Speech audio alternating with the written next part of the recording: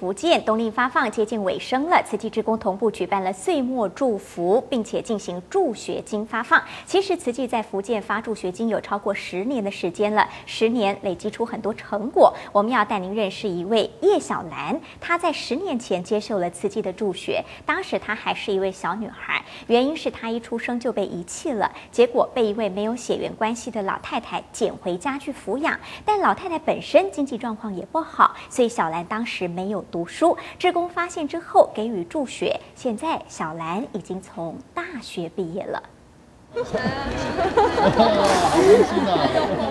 仅仅一个拥抱，叶小兰和慈济志工的情感10年来没有变过。那个时候是要开始助学访视所以我们就走到小兰的家去。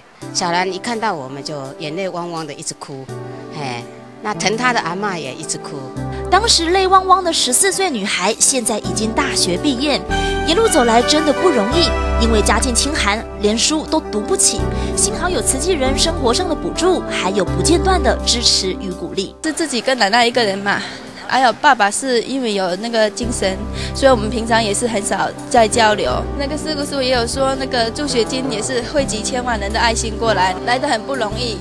所以就觉得应该要好好善用这份助学金。所以求学阶段课业总是名列前茅，而叶小兰更没忘记要付出自己。现在只要有空，她就会在社区当志工，也开始学习承担人文真善美。因为我现在毕业，我自己也有能力啊，我会想去自己尽自己的一份心意，也奉献自己一份爱心。感恩慈济人的爱，让叶小兰时时刻刻都能感受到家人般的温暖，更让她学习到要手心向下，因为自己也能成为别人生命中的贵人。大爱新闻黄永林、陈立伟，福建厦门采访报道。